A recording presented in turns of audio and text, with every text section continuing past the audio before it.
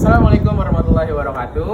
Kami dari kelompok 4 PKWU Mas 3. Hari ini kami sudah berada di narasumber kita, yaitu dari Dimsum Bapak Teh. Perkenalkan, nama saya Ahmad Zafir Afif. Perkenalkan, nama saya Tommy dan saya Robiansya.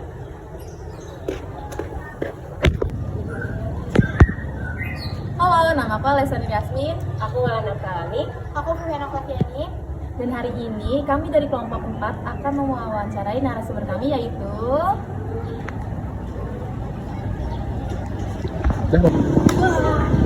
Halo, aku Nur Farifah. Aku owner dari Dimsum Bapake. Dan hari ini alhamdulillah kedatangan teman-teman dari kelompok 4 untuk wawancara.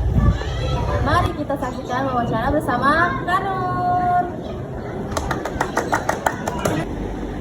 Oke, jadi soal pertama untuk Kanur itu adalah dapatkah Kanur itu kayak berbagi cerita tentang bagaimana Kanur memulai bisnis frozen food.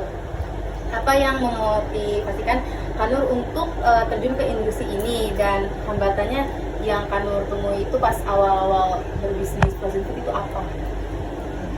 Jadi awalnya itu dimulai dari waktu aku masih kerja di kantor gitu. Karena kan kalau di kantor itu orang-orang pasti banyak juga ya yang cari kayak cemilan dan segala macam. Jadi awalnya tuh dari masih kerja dulu, terus sambil dagang dulu di kantor kayak gitu. Nah, frozen food itu kenapa kemudian pilihnya frozen food? Karena ini kan praktis ya, dan orang-orang itu pasti banyak peminatnya gitu. Jadi awal tuh kayak gitu. Terus tadi apa yang hambatannya? Kalau di awal-awal tuh hambatannya sebenarnya lebih ke kayak tempat penyimpanan gitu kan, butuh tempat penyimpanan, terus pengiriman. Karena kan kalau frozen food ini kan harus langsung sampai ya di hari yang sama kayak gitu. Tapi seiring berjalannya waktu, dikit-dikit dari mulai pakai kulkas, terus beli freezer, terus pengiriman juga bisa pakai Gojek dan segala macam. Jadi sampai sekarang bisa berjalan. Nah, lanjut soal kedua, dalam mengoperasikan bisnis frozen food, bagaimana kakak menjaga kualitas produknya selama tahap produksi hingga pengiriman? Terus langkah-langkah apa yang dilakukan untuk memastikan bahwa produk tetap aman dan sesuai standar kualitas? Oke, yang pertama itu untuk kualitas produk ya. Kita itu di sini produknya tanpa bahan pengawet, gitu ya, halal. Jadi frozen food itu homemade tanpa bahan pengawet. Itu sih pertama dari pemilihan bahan-bahan bakunya dulu. Gitu, kita pakai bahan-bahan yang berkualitas. Jadi nggak hanya asal harganya murah, tapi juga kualitasnya itu tetap kita jaga gitu. Jadi lebih baik harganya mahal sedikit tapi kualitasnya itu bagus gitu. Jadi benar-benar milih bahan-bahan yang terbaik lah kayak gitu. Terus kalau misalnya bagaimana cara penjagaannya, tadi dari segi kalau dari mulai tempat penyimpanan gitu ya, jadi habis produksi itu kita langsung simpan di freezer supaya dia tahan lama. Jadi enggak dia tahannya itu bisa sampai 1 bulan gitu. Dan untuk pengiriman itu kita pakai jasa kirim yang aman-aman aja, kayak Grab atau Gojek yang instan maupun same day gitu. Jadi kita tidak menggunakan jasa kirim kayak misal ekspedisi yang sampainya 1-2 hari ke depan, itu kita nggak pakai. Makanya pengiriman frozen food itu hanya bisa Jabodetabek aja yang terjangkau oleh kiriman Sambi. Nah, lanjut untuk pertanyaan kedua. Nah, apa yang mendorong Kanur dalam memulai bisnis jasa kirim ini, atau supaya apa yang menjadi motivasi utama Kanur, dan bagaimana Kanur ini menilai peluang pasar dalam bidang bisnis ini?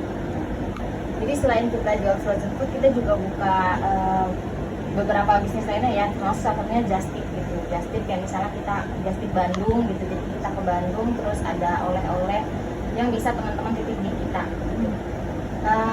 Awalnya tuh gimana gitu ya, peluang Just Tip sebenarnya kita ngeliat peluang sih karena ada peminatnya dari pasar. Jadi yaudah kita jalanin gitu kan.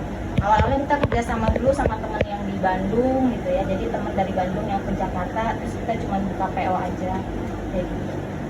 Nah, lama-lama kita jalanin sendiri dan ternyata memang pasarnya itu minatnya banyak. Lanjut untuk pertanyaan keempat. Oke Kak, di sini ada pertanyaan yang keempat. Menurut Kak Nur, apa sih yang menjadi faktor kunci dalam membangun jaringan pelanggan yang kuat dalam bisnis? Nah, selanjutnya, bagaimana peran media sosial dan platform digital membantu memperluas jangkauan usaha Kanur? Oke, yang pertama itu untuk masalah pasar ya, kunci untuk membangun pasar dalam usaha itu kita harus punya relasi sih. Membangun relasi yang kuat dari relasi pribadi gitu gitu ya. Terus yang kedua itu produk juga akhirnya membantu untuk pemasaran itu sendiri, karena produk yang enak itu akan menghasilkan relasi yang kuat juga, karena biasanya dari satu orang coba terus ke orang lain gitu kan, testimoni itu yang akhirnya bisa ngebentuk pasar itu menjadi lebih besar. Nah, peran media sosial itu sebenarnya sangat ngaruh banget ya. Pertama dari iklan pribadi kita gitu di platform manapun gitu, terus kita juga pakai endorse beberapa selebgram ataupun influencer gitu ya, itu benar-benar sangat membantu produk kita bisa dikenal sama lebih banyak orang lain. Oke, selanjutnya Kak, bagaimana cara Kakak menangani aspek keuangan dalam bisnis frozen food ini? Serta strategi apa yang Kakak gunakan untuk mengontrol biaya produksi dan menentukan harga jual? Oke, untuk keuangan yang pertama kita memisahkan dulu antara keuangan usaha dengan keuangan pribadi. Ini hal yang sangat dasar dalam membangun usaha. Jadi jangan sampai bercampur. Yang kedua, kita harus melakukan pencatatan. Jadi aku pakai pencatatan setiap bulan laporan keuangan sehingga laba rugi itu, beban-beban dan segala macamnya itu bisa terlihat dengan jelas. Kayak gitu. Terus bagaimana caranya kita untuk menentukan HPP, harga, keuntungan dan lain-lain. Yang pertama, sesuaikan dengan harga pasar ya. Jadi kita harus tahu kemampuan pasar kita itu setinggi apa gitu. Yang kedua, kita tentukan margin yang mau kita ambil dari setiap produk gitu. Tentunya jangan sampai marginnya itu terlalu besar, tapi juga jangan sampai terlalu kecil gitu. Karena kan ada beban-beban usaha yang harus kita perhitungkan. Jadi modal itu bukan hanya HPP aja gitu, tapi kayak ada beban listrik, ada beban sewa, atau mungkin gaji admin dan lain-lain. Jadi itu sih beberapa faktornya. Oke Kak, di sini ada pertanyaan terakhir. Apa yang akan Kakak sarankan kepada mereka yang baru ingin memulai bisnis di industri frozen food, dan keterampilan atau pengetahuan apa yang menurut Kak Nur harus dikuasai agar bisa berhasil di bidang ini? Oke, untuk bisnis frozen food yang pertama itu sebetulnya kita harus cari produk yang berkualitas, itu dulu penting gitu ya.